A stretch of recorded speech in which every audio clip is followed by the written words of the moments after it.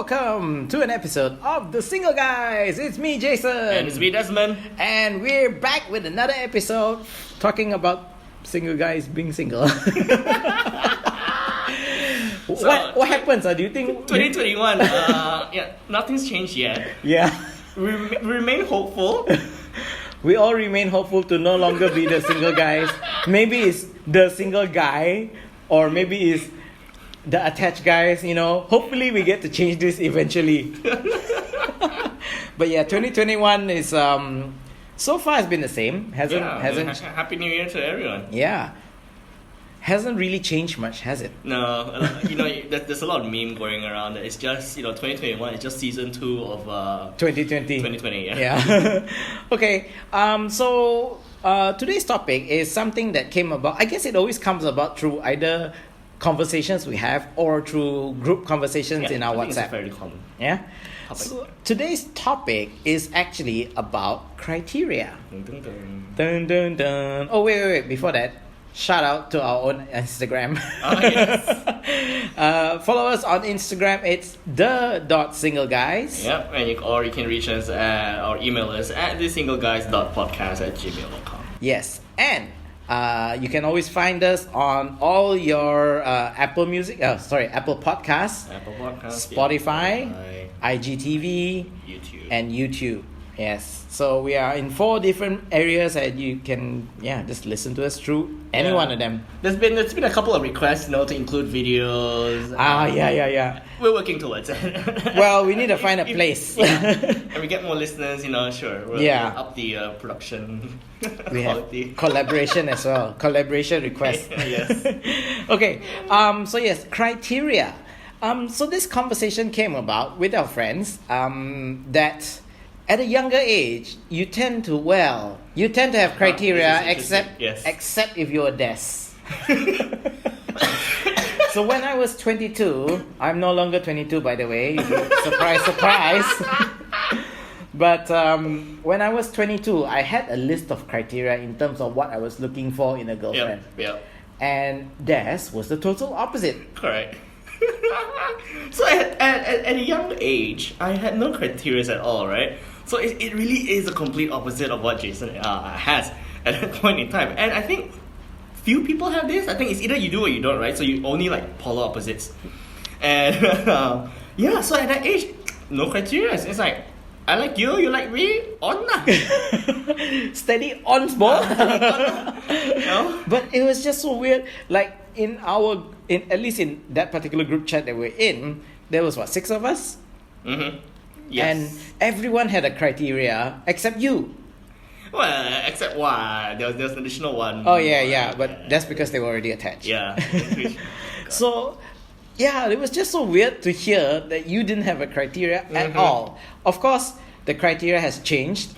Things changed. Things have changed. Yeah. Things changed. Even my own criteria has changed. Okay. So let's go into my criteria when I was 22. Okay. Yep. This is when I was 22. So you're going back more than 15 years. Let's not think about that. Yep. But at 22, my first criteria was she must be cute. Yeah. I've always been into the cute girl. Correct. Not quite sure whether it was the whole kawaii stuff, because in those days it was very big thing. Yeah. I wasn't so much into the hot girl or the pretty girl. Yeah, I just didn't know why. Same. I didn't know why. Same. Yeah. Correct. So also when I mentioned that she must be cute, there was an element of physical size, like she had to be either my size or smaller. Yep. And I'm not very tall. Yep. 165 cm, so that's kind of like already limiting my options. Oh yeah, you and I both. Yeah. So actually that was on my list of criteria as well, which does make sense. Yeah, where she couldn't be taller than me. Correct. I do say this to a lot of people, right? A lot of people sometimes they say, they go for a certain type of look, and I'm saying, to me, I think that's a very normal thing as normal human beings, right? You need to at least find the other person attractive. Yep. Definitely. You'd be pretty silly to say that, I only look at the heart, like, Bullshit. Sure. No. At 22? Correct. Bullshit. I'm calling Correct. you out. To a certain level, Yes. you would expect that. You Correct. have to be physically attracted to the other person. Correct. So that means that they have to either be cute, good looking, handsome, tall, whatever Yeah. it is, whatever Correct. fits you, whatever floats your boat. Correct. And then I also had this criteria where she must be.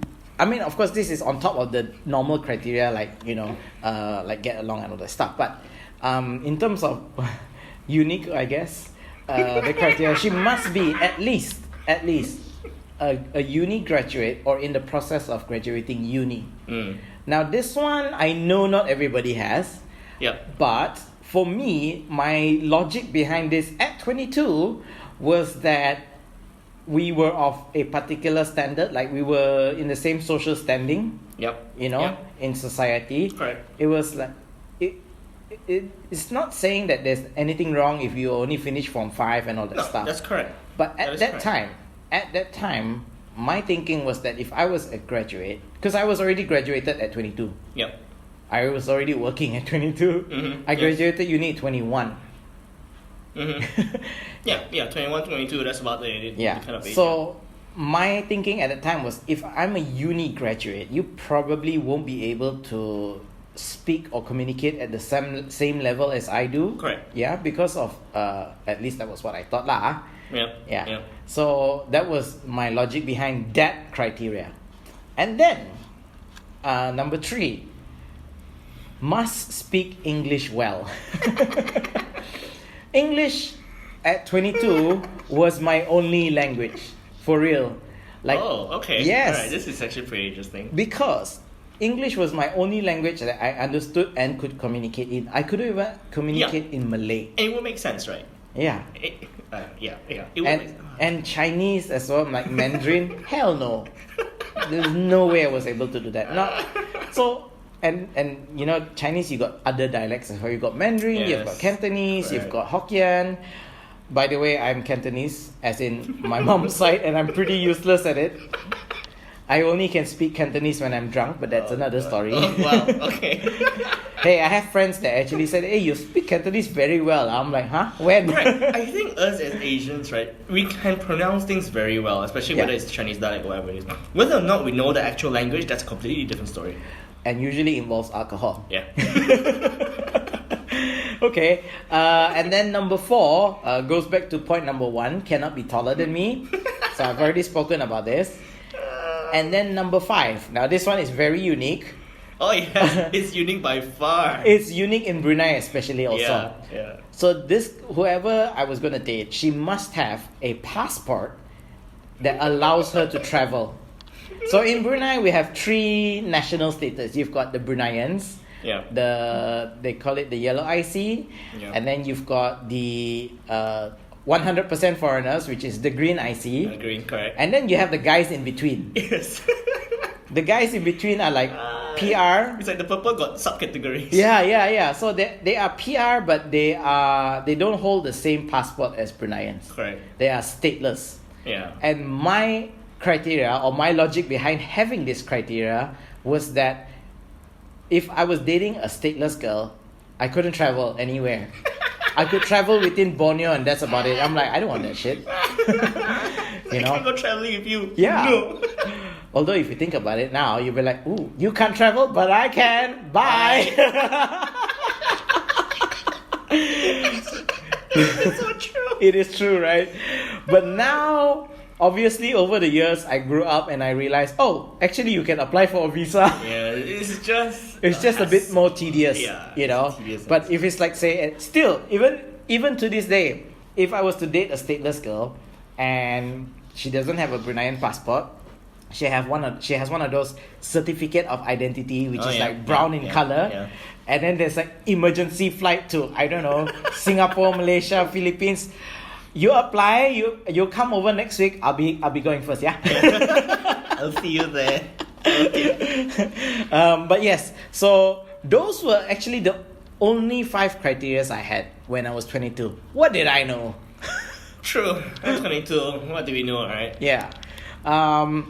Of course, over the years, things have changed. You've already mentioned this. You started out at 22 with no criteria. With no criteria, yeah. Yeah. And now you have criteria. Correct. Let's go through those criteria. So that's pretty interesting. So, as opposed to Jace, right, how you've had criteria, when you started looking into this, I, on the opposite hand, have nothing, right? And I figured, not to say figured lah, but, as I got into relationships one after the other, and one kind of failed, and things didn't work out, and things like that, it became a real red flag for me. And so I guess that in turn became a criteria for me, in a sense that, I'll give you guys an example. Like at 24, I put a criteria that I cannot date or cannot be with someone who is an emotional train wreck. I like how you actually term it as emotional train wreck. Oh, it really was. That term, I think, suits that perfectly because it describes this person very well. It's so hard to move forward in the relationship because this person was thinking about her ex, and it's like, if you're gonna go into another relationship, you gotta stop thinking about your ex, especially. Things of the past, maybe you can still let it slide, but things like your ex, when you're trying to start a fresh one, it's weird. It's just wrong on so many levels. So it's like, it literally is, people always say like, you take 2 steps forward, 1 step back. This is like taking 1 step forward and 2 steps back for me. So, train wreck, no. So that was 24. That was 24. So, 25, or let's say like 1-2 years after that, I put here that, well, she has to be educated. So similar to yours as well. And this just simply comes out of just, it's not to say education and that the difference in class or social standing or whatever it is, but it just is out of looking at how they communicate. Because I feel that people who are better educated, they communicate better. They can articulate better, express their feelings better. Yeah, I mean, generally, that was the logic I had too. Yeah. So it's not a blanket statement, but it's just generally, I think it does aid better. So, and as well, it does help, having. So me as a person, when I'm talking to somebody, I cannot just have shallow conversations. How's the weather? How's your parents doing? Whatever it is, I like deep conversations where I can prod your thinking and know how you think. Why you think a certain way, why your values are a certain way. So, and if they're not educated that way or they cannot articulate that way, it's gonna be very hard for me. So it's more of a communication thing rather than an education thing. Yes. Okay. That is correct. And of course, there are normal things like non-toxic and no drama. Aha! No drama. No drama. Well, just to put it back to myself, I like a little bit of drama. Yes.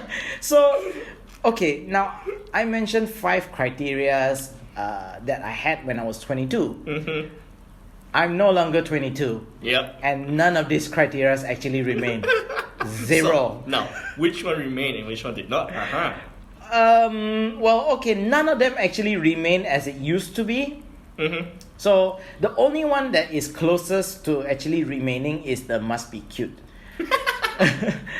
That is fair. The closest. That's fair. Because she now I realize as I get older, it's like she doesn't have to be cute, but she has to be decent. Okay, so this criteria has changed slightly because I'm the kind of person who I like to take care of myself. Right. Okay. Yeah, that makes sense. Yeah. So I will do my best. So I've recently lost 11 kilos. That's an achievement. That's because I want to take care of myself. I want to take care of my health. I have a nighttime face procedure that you have a routine. I have a routine at night that takes like 45 minutes to an hour and a half. Good Lord. So I do these kind of things because I want to take care of myself. Yeah. I can't date someone who doesn't take care of herself. So that's why I say she must be decent. She doesn't have to be cute. She doesn't have to be pretty. She doesn't have to be slim. She doesn't have to be buff. But if I can tell that this girl is the type who will just eat everything and then complain later, oh, I'm so fat. Well, bitch, that's your fault. Oh, no, that's correct. Yeah. And I do agree. Not to fat shame people here, yes, but correct. From the way I personally see it, I mean, I have nothing against these people whatsoever, right? But let's say if I was going to settle down with someone, I wouldn't say science is a factor, but I would say that to me, it's a reflection of your discipline. Discipline of whether you can control your intake. How are you with the things that you love or you're obsessed about, the sweets and things like that. Because eventually, whether you like it or not, it's going to affect you later in stages in life, right? Yeah. Whether it's going to be diabetes or whatever it is. Correct. It's going to have an effect. Correct. And you're going to, especially if you're thinking about long-term marriage, you're going to, not say share, but you'll end up giving your bad habits to the kids. Correct. And I don't want that. Correct, yeah. So for me, it's no longer about being cute, but it's more about matching what I do. Yep. Yeah, matching the same kind of energy and the same kind of lifestyle. Yes. Yeah, you don't want to be clashing and fighting all the time and saying, hey, Correct. So if I'm going to keep fit, because I don't like myself the way I was, like looking in the mirror, my belly was sticking out, my face was round. If a girl's going to complain that her face is round, but she's not going to exercise, well, I can't be with someone like that. That is just, it doesn't make sense. Yeah. No. Cool. So as long as she matches up with me, that's fine. Yeah. Okay. Number 2, so number 2, 3, and 4. Okay, let me just repeat that. Number 2 was at least a uni graduate. Number 3 was must speak English well, and number 4 is cannot be taller than me. All these 3 criteria was cancelled at one go. Went out the window. It went out the window when I dated when I had one ex who just went against every single criteria I had here. She was only a Form 5 graduate. Never even took her A levels. English was not her first language. It was Mandarin, where I had to speak Mandarin to her parents, and that also forced me to learn another language. Oh God, yeah. And then, she was 171 centimeters, so she's 6 centimeters taller than me. This one girl smashed my criteria. I think it just goes to show, right? In reality, right? Although we have these kind of things, although people have criteria and a certain set of standards, whatever it is, sometimes when love hits you, these criteria are out the window. Correct. It doesn't and sometimes it's like karma. It's like, oh, I'm not going to date somebody who's not a uni graduate. No, you never say that. And then fate has this thing. Oh, you think so, huh? You think you're not gonna date someone? And then it just comes. Well, then my name is Karma, and I'm gonna slap you in the face. Here's a girl that you'll end up dating that smashes all 3 criteria. You're also helplessly in love with this person. It's just hilarious. Yeah. Oh, so after that relationship, I realized I don't need all these things. Because it's true. Even though we broke up, right? It was still a good relationship in certain aspects. And I realized even though English was not her first language, I could still communicate with her. I could still communicate with her parents, barely, but still. Yeah. But they could see I was trying. And that was the nice thing also. They appreciated that I was trying. Which is great. Yeah. So I realized you don't need to be English. And the fact that she's taller, well, that can't be changed. There was nothing I could do to change. At least with the graduate thing or the speaking English, that can change. Yeah. But I do want to mention something about you mentioned being a uni graduate and the whole society thing, like where you stand in society. I also learned over the years that even though you're just a Form 6 graduate, you are able to articulate well. There are people. No doubt. Yes. Like I did mention, it's not a blanket statement that covers everything, right? There's always going to be that, like a small percentage of people that can, and I'm well aware of that. And I'm well aware to say that yes, definitely for sure. Yep. But yeah. and at the same time, there are people who graduated uni who, for the fucking hell of life, right, cannot explain what they're thinking, cannot articulate that. That's true as well. So that's why this one just went out the window. Correct. Yeah. And last but not least, number 5, that whole passport thing. I realized that you can apply for a visa, so that one just went out the window too. Over the years, I added a bit of criteria. So the criteria changes. Yep. I do like a girl with a bit of drama. It keeps life exciting. It does keep life exciting. It's not not that I'm attracted to trouble or things, but it's just I don't know. It's just adrenaline and all that stuff. I know. I get it. Like, it's just I don't know how much adrenaline I can handle. see, one of the conversations that I've had with a couple of friends, right? Because they know my life story, right? A lot of them, because I share a lot of things that happen in my life with close friends and things like that. So the people that know me quite well, they would know that in my life, like a lot of the times, I just generally attract drama. I don't like drama, but drama just finds its way to me. Okay. Right? Whether it's like me celebrating my 30th birthday, whether it's me just, wanting to go on a holiday, whatever it is, drama will just find a way to just come and just mess things up. So I'm thinking, well, if I'm always so opposed to, drama in my life, maybe I should take the opposite approach. Maybe I should invite some drama so I might in return get less. Well, you might end up like me. But I really can't deal with it. Well, the thing is, right? I mentioned I like a little bit of drama. Yeah. But the drama that I attract is massive. So don't try it. Oh, no, too big. The sort of drama that does come is like pretty massive. I think that's so dangerous though, because the kind of thing like it's like, okay, you can't control the size of the drama. Yes. Right? It's like, well, small or big is still drama. Yes, correct. And you never know, like a small little drama might be a big thing in the future. Oh yeah, for sure. So that was one of those things. It's not that it is a criteria, it's just that I like somebody who is who keeps me on my toes. Yeah. Yeah, I think that would be the proper way to put it, rather than say I like a little bit of drama. Correct. But I think at the end, I mean, can you imagine Kim Kardashian's sort of drama? That's huge, man. God, yeah, that's huge. That's way too huge for anyone to handle. Correct. So yeah, not that kind of drama. Just make life a bit interesting. Let me emphasize, a bit only, a bit. Yeah. What about now? Like, so you've got criteria now, right? I think I wouldn't.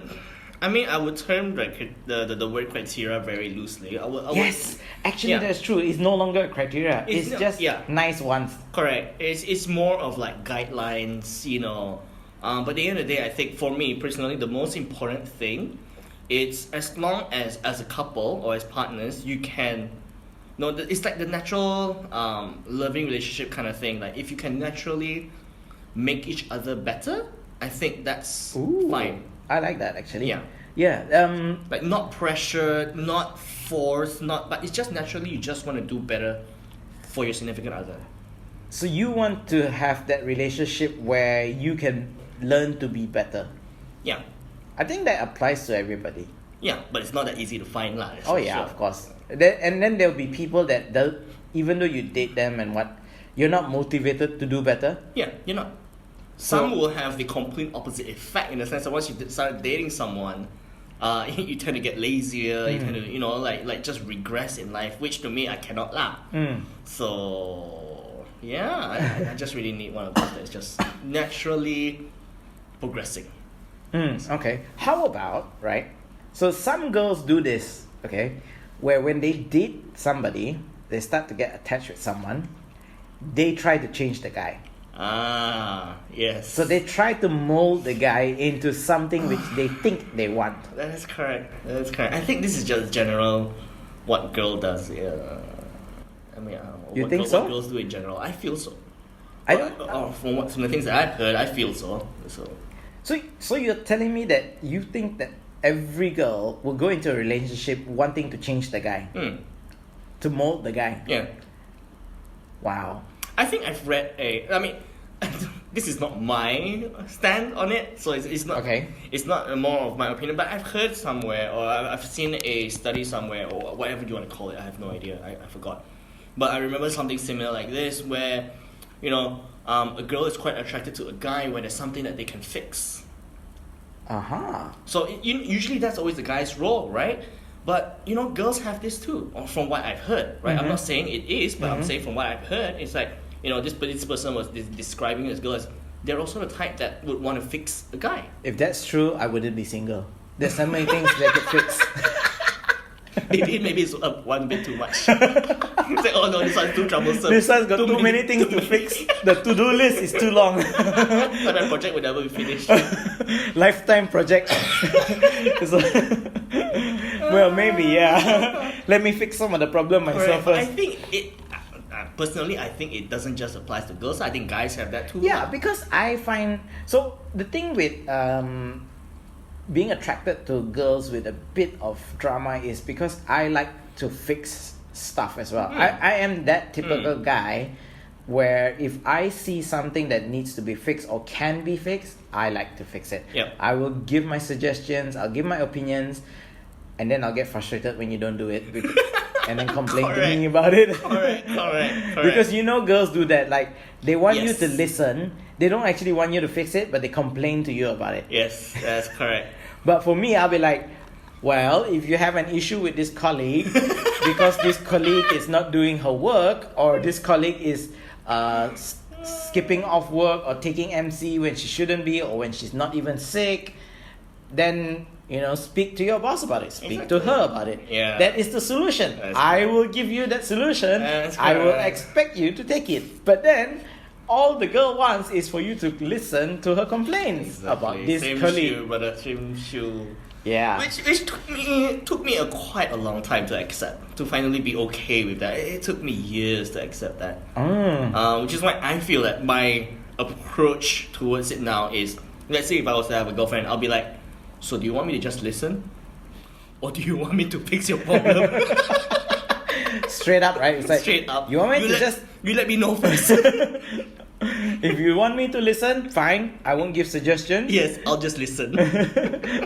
Then she'll be complaining to you, but baby, you're not listening.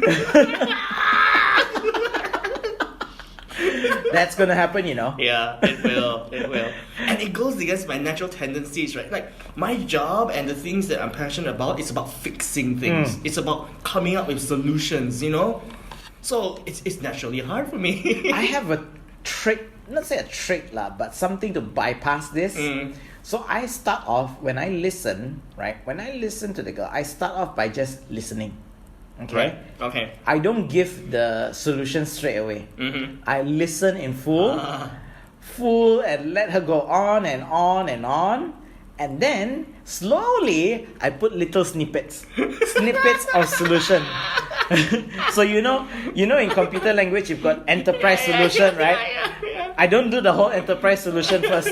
I just do one small software Tidbits. yeah, adjustment here, and then a small adjustment there, and then before you know it, it becomes a whole enterprise solution.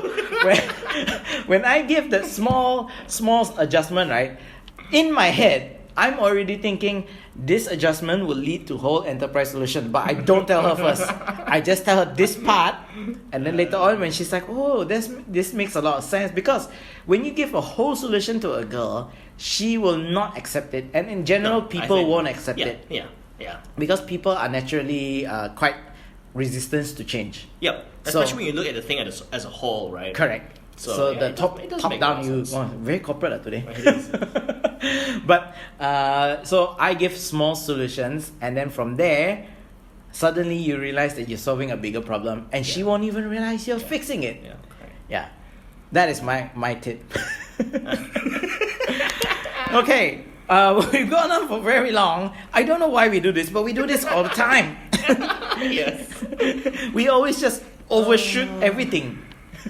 We only have 5 points, and then suddenly we just go into a whole session. Okay. So that wraps up our topic on this episode. criteria. This episode on criteria. We'll have more episodes coming up, so do stick around. In the meantime, this is Jason. This is Desmond. And we are out. Like.